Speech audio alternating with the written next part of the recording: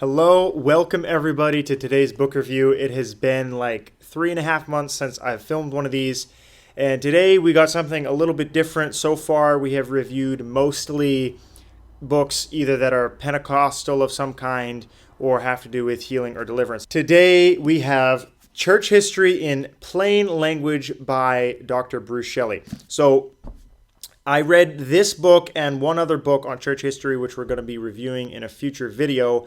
And I read these in a class that I had in college on church history. And I've read a lot of class textbooks, a lot of stuff for school, and most of it is not stuff that I would bother reviewing or talking about. But these two books were somewhat exceptional, and I want to review them because in my church history class, I learned a lot.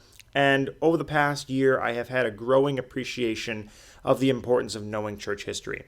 So that's why we are reviewing this today. Dr. Bruce Shelly is a professor of church history and historical theology at the Denver Theological Seminary. And this book was pretty interesting. So basically, the synopsis of this book is it is a layman's cover of church history from the time of Paul all the way up until today. And it's basically just giving a basic cursory overview of church history, and as it says, it's trying to be in plain language or language that normal people can read. So for this book, we have our pros and our cons, and one of the things I want to talk about is why is church history important. This is why I'm reviewing it, and this is why this book is important and why it's good, is that church history matters. We just think, well, we don't need any of that, who cares, right? Why is it important? It's important because we see how God has moved throughout the entirety of history, and it's important to see what Christians have basically fundamentally believed throughout the entirety of history. If there's some new idea or some new concept that's totally contrary to the trajectory of the church throughout history, that means that it's probably wrong. So seeing how Christians worked and operated and believed throughout the centuries, I believe, is pretty important. So first pro is, like it's in the title, this is a very readable book.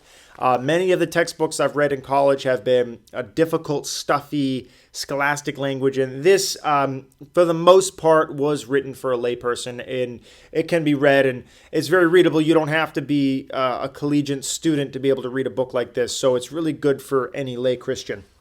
Second, that this book covers a lot of information in a relatively short space of reading.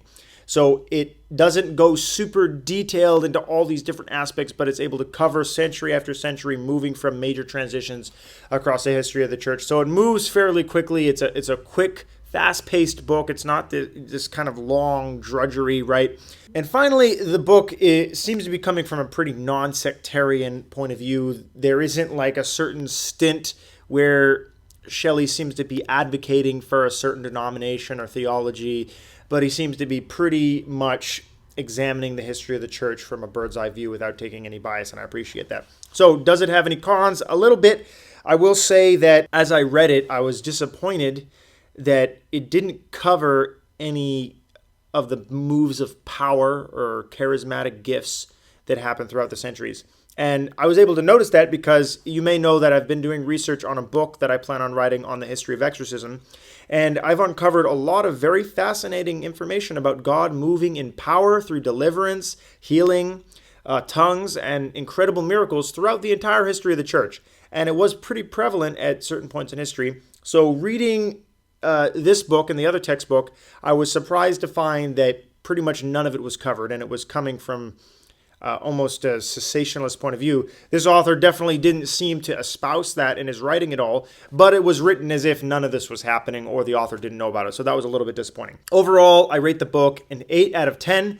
It's a good book. I suggested it's pretty much, I think any Christian, this would be a good book for to get a good understanding of how history happened, how the church has operated for the last 2,000 years. And it would give you just a basic sketch and a cursory understanding of this. And it's really not that difficult. So if you have the time and you're interested in the subject, this would be a good read. Thank you for watching our video today. I hope you enjoyed. If you like, please like our video, subscribe, and check out the rest of our book reviews on this playlist. Thank you very much and have a blessed day.